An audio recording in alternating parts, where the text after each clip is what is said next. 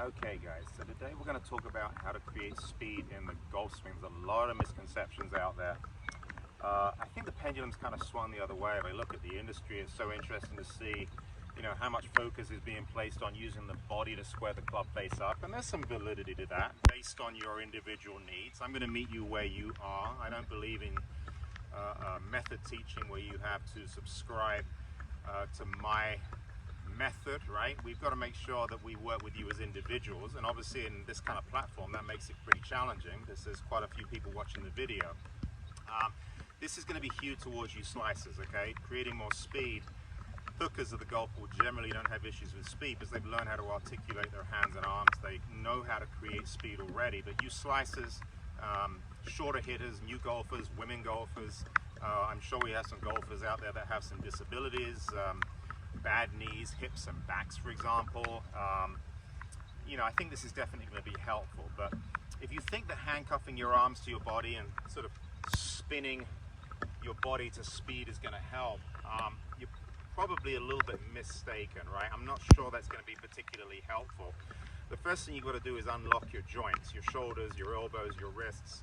You got to learn to swing the club a lot more freely. That's the first part. I mean, there's no question. So gripping the golf club normally, first thing we need to focus on. For you slicers, we know the club face is open, so that's going to be number one. We're going to talk about the grip.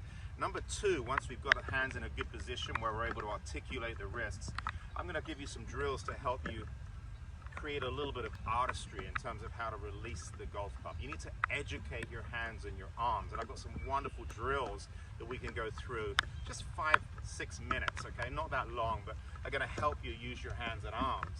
And then what we've got to do is we've got to learn to employ the body, right? So we learn to move this correctly first, and then we start to marry the body to the hands and arms, and then we'll have a little bit more of a supported release. So without further ado, let's start with the grip. You slicers, you've probably seen you need to grip the club more in the fingers, etc., etc., etc., but no one's really talking about the grip routine, which I find kind of interesting.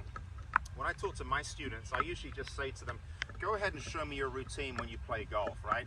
And what they'll do is they'll set up to a golf ball. They may even look behind it. Some people don't look behind, of course, and down the line, but they'll set up to it.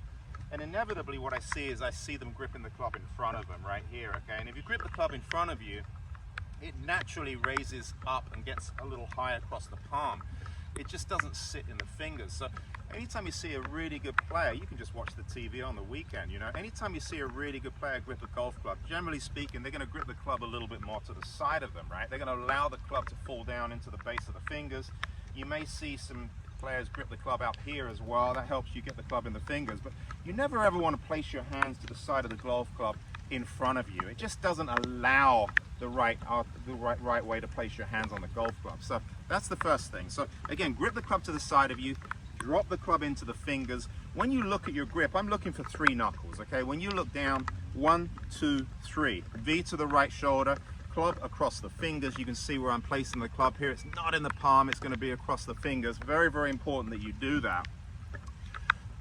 Guys, if you're starting to hook the golf ball and you're a slicer, that's probably a dream, right? That's the first thing we need to do. It's much easier for me to take those 3 knuckles and turn them into 2, all right, than having you really work very hard to manipulate the club face. And the thing to understand is if we give you a little bit stronger grip and we place it more on the fingers, it makes it very, very easy to close the face, and it makes it very difficult to open it. So it's going to increase your rate of closure without really working particularly hard. And you slicers don't have a high enough rate of closure, right? Your club face is coming in wide open. That's why you're missing it out to the right. So that's very, very important. So we know we need to put the left hand in a better position, but what about the right hand? Is that important?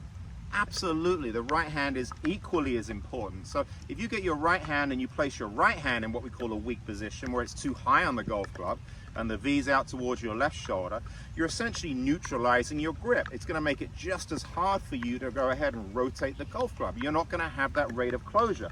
So it's important to make sure that your right hand is placed kind of underneath the handle.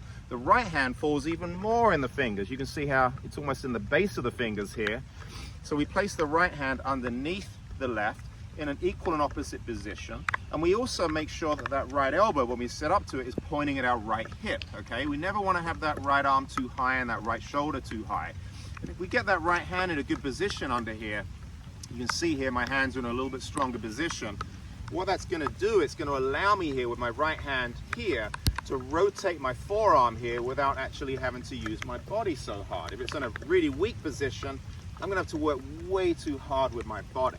So that's the grip, okay? Have a good routine. Grip the club to the side of you, don't grip it in front of you. Right hand in a good position, underneath, in the fingers, okay? Elbow pointing a little bit more towards you, towards this right hip. Don't get that right arm too high, don't get the right shoulder too high. That's gonna do amazing things for you, all right? So let's talk a little bit about impact. I think impact is very misleading. You see all these great players hitting golf balls, and obviously, you know, they're arriving at impact and they've got this same look, right? Really, really nice with maybe 10, 15. Some of these guys have 20 degrees of forward shaft lean, helps them compress the golf ball. But it does lead to some assumptions and aspersions that presume that all golfers that are, you know, good golfers release their speed the same way. And I got to tell you, that's a little bit misleading because, you know, release patterns aren't all the same, even on the PGA Tour. You look at someone like Webb Simpson, for example, he's got a more neutral grip, maybe even a little weaker, and he gets the club face maybe even a little bit of open. He's got some toe drop back here. So anytime the club face gets square to open, it's going to require more forearm rotation to square the club face. If he gets too fast with his body, he's going to miss it way out to the right. So again, he's going to require more forearm rotation and a slower exit with his body, okay? You take someone like Victor Hovland, he's got more of a shut face, okay? So he's more of a closed face golfer. Gets the club face a lot more shut up here.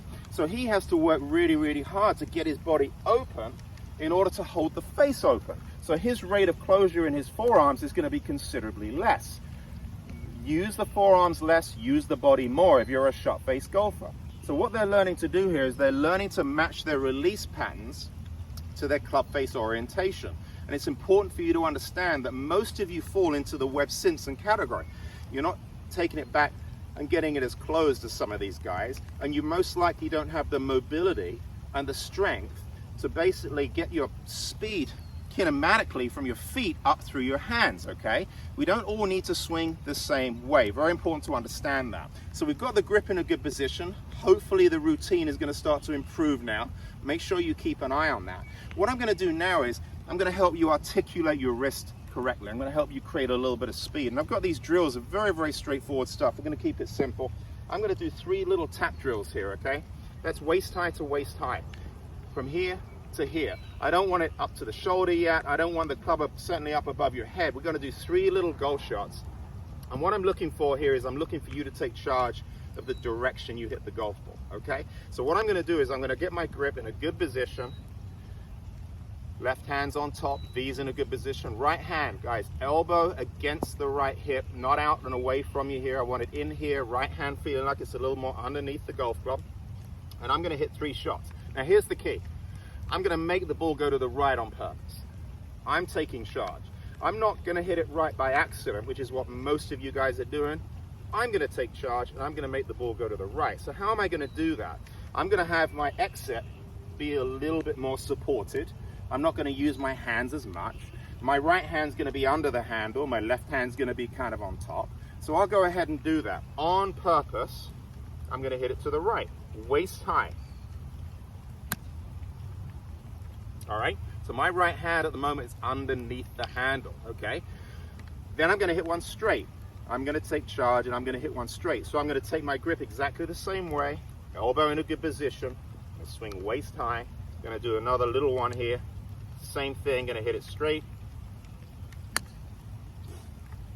All right, now to hit it straight, okay, I'm going to keep my right hand to the side of the golf club. I'm going to keep my left hand to the side of the golf club. It's not going to be on top.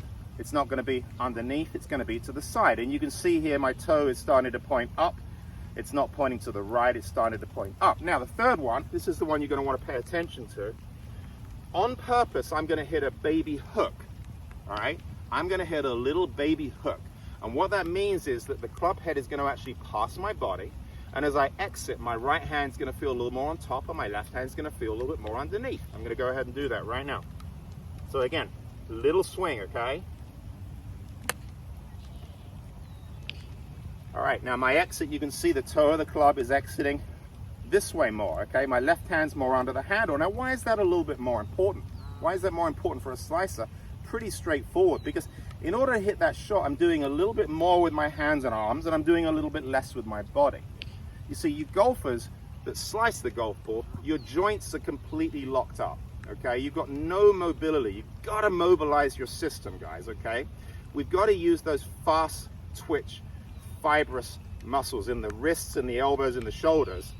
We can't get stuck and locked up here, which is what I see with most golfers, where you're kind of tying the club to your body, and then you get to the top, and you can see here I'm not moving the club head particularly fast at all, but I'm moving my body very aggressively. It looks like there's some kind of violent disruption as you change direction, okay? Well, you're getting to the top, lunging at it with the body, the club's way behind us, now we've got to go ahead and release the hands and arms. Everything's too late, okay? So very, very important to understand that, you know, if you really want to get rid of a slice, you have to use your hands and arms a little bit more. Go ahead and grab a few more balls here. And what I'm going to do is I'm going to give you a couple drills. I did a video a couple weeks ago that went kind of viral. It talks about angular release versus linear release. So what we want to do is talk a little bit about angular release and how this whole thing works, okay? So the hip speed plays a part, but it's not what's going to generate my speed. I can only move my hips so fast. So if I put this up against my right hip, you can see if I use this alignment rod, as hard as I turn my hips, you're not really hearing a whole heck of a lot there, right? It's dead. There's nothing really happening. Same thing goes with my shoulders. If I put the club in my sternum and try and move my shoulders with any rate of speed, not really hearing a whole lot of speed there. Now, is there some validity in that swing, using the body and keeping the club in front of us? Of course there is. If you're chipping, pitching, gosh, even putting, the last thing we want to do is have a ton of leverage with the hands and the arms, right? We're looking for trying to control distance around the greens. We're trying to control spin. You know, there's definitely a reason to keep your hands a little more passive. Anytime you're really inside of, gosh, 60 yards, 70 yards, okay, for you longer hitters, it might be 80 or 90 or 100 yards. But anytime you want to create speed, you can see here with the angular release, what I'm going to do is I'm going to use my hands and arms.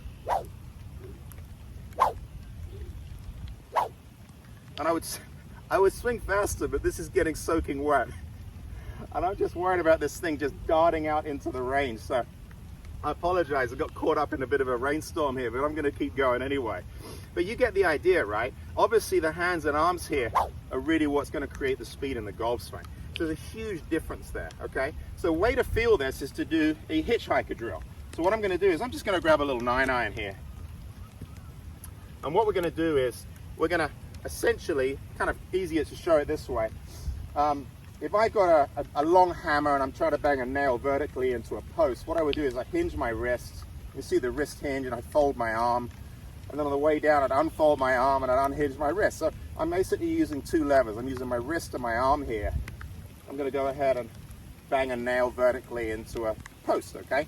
So it's the same thing, but we're doing it on a more horizontal orbit. So if I go ahead and swing the club, I'm going to hinge my wrist, I'm going to fold my right arm, and I'm going to create a nice little box here to the side of me. You can see here I've got a box, okay? On the opposite side of the golf swing, we're going to have some symmetry, right? I've got to send that speed somewhere. I'm going to go ahead and boom, articulate my wrist. I'm going to relax my shoulders. I'm not going to glue my arms to my body and spin my way to speed here. I'm going to go ahead and give the hands and arms some place to go. So for me, when I'm doing this drill, I feel like my shoulders are staying pretty much face on. And then what I'm going to do is I'm going to go ahead and rotate the golf club. And you can see here I've got a box on the opposite side. Notice my left elbow is pointing down, my left thumb is pointing up. That's the hitchhiker, right? So we're going to go ahead and hit one of those and kind of show you what that looks like. Very straightforward. I'm going to keep my shoulders facing you. What I don't want is to outrun the club with my body and drag the handle and the butt end of the club through. You can see if I do that, that's what we call linear speed. It means the club is essentially moving at the same rate of speed as my shoulders. That's not going to create a lot of speed, okay? So here we go.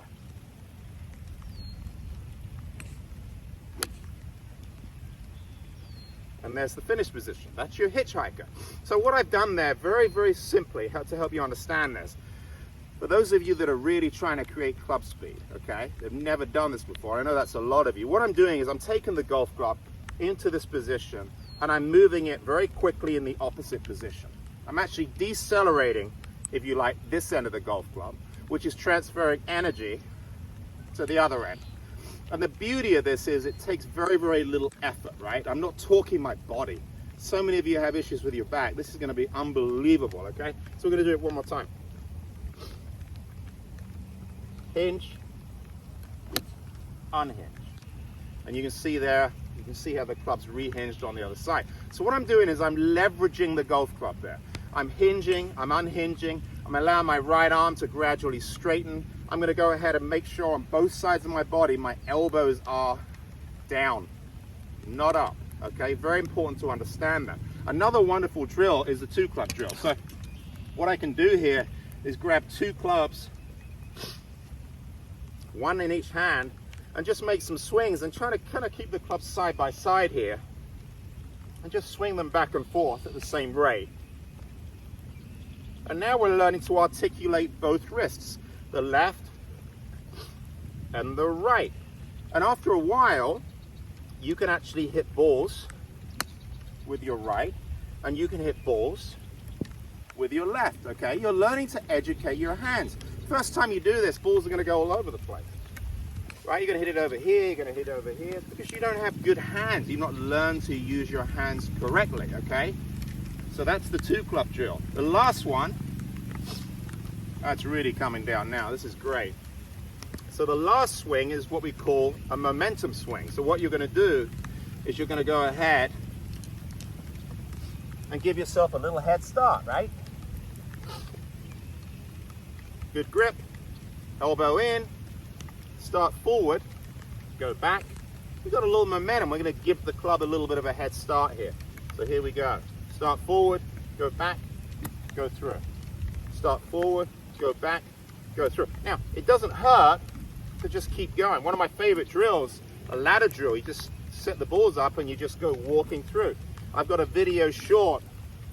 You guys want to go to check that out. I just did a video the other day and it just shows me basically left hand, right hand, both hands. Just allow my arms to swing, allow my wrist to articulate. So I'm going to go ahead and do that last drill, momentum drill. Start forward, go back, boom, straight down the middle of the fairway, okay? So those are 3 really important drills that are going to allow you to articulate your wrists. So now all of a sudden, it's like you just found some speed that you never knew you had. You got to stop drinking the big muscle Kool-Aid, guys. If it applies to you, then great. But for the vast majority of you, speeding your body up in the transition is only going to make things worse. I can assure you, okay? All right, so let's talk a little bit about path, okay? The last drill we did when we hit that little baby hook, that's going to be an important feel. You need to adhere to that feel. Very important that you get the forearms rotating, get the club swinging past your body. After a while, we're going to recruit the body. That's what we're going to start to talk about now. So one of the biggest challenges I see with golfers that slice, obviously they've got paths where they swing outside in, get the club outside and over the top. You kind of have to swing over the top if your club face is open. So getting the club face closed is really giving you permission to change the direction you swing. You start seeing the ball going left, it's essentially giving you permission to swing out to the right. And that's what we want to try and do here. Very, very important. But how do you swing out to the right if you have a dysfunctional pivot or dysfunctional backswing? So let me explain that for a second, because this is very, very common. But most of my students have issues with mobility. A lot of you older golfers are going to want to pay attention here. So you're not really getting turned particularly well. So there's a tendency to drag the handle too far inside. You're taking it back and trying to get it deep enough back here, okay, where you can hit it from the inside, but you're doing it with your arms, okay, which is definitely a problem, because once those arms start to separate, the club gets lifted, and then what we've got here, the more I separate my arms, you can see the left wrist starts to get a little too cupped, and now my club face is wide open. So we've got to make sure we can figure out a way to increase our rotation back, okay? And the way you're going to do that is you're going to actually get your right hip moving behind you. Important to understand that most of the people that I see that slice tend to move their right hips too far to the right. you've got to make sure that that right hip works behind you, and you're going to find mobility in your thoracic segment you never knew you had. So if I do this little hug drill here, I can get into my posture. What I would suggest you do, if you've never done this before, is take your right foot and flare it open maybe 25 to 30 degrees. Get that foot open, okay? And then all of a sudden we've got an opportunity here. We've got some freedom, okay, in the hips to be able to get that right hip way more behind us and get a little bit deeper. So that's going to allow your shoulders to rotate. When I get to the top, one of my checkpoints is, as I rotate, what I'll do is actually lift my toe here. Okay, I'm going to feel some pressure through my right heel because I want to make sure I get behind the golf ball. Very important to understand that. So as I take the club back, what I'm going to do here is the rain keeps coming down. Keeps coming down, everyone. We're going to keep moving. What I'm going to do here is I'm going to take my right hip, I'm going to pull it a lot more behind me, okay? And what that's going to do is going to get my hands a little deeper with my turn. I don't want to get my hands deep with my arms. I'm going to get it deep with my turn. And what's going to happen if I do that? Very simple. I'm going to be able to come a lot more from the inside as I strike the golf ball. 5 more minutes and I'm out of here. I'm going to go dry off, okay? All right, so this is what it's going to look like. Go to the top of your backswing, watch the right hip. See how it's getting behind me? And all of a sudden it's like, wow, I've got mobility I never even thought I had. So I'm gonna go ahead and do that. Behind me, go ahead and swing, okay? One more time. Right hip behind me, go ahead and swing.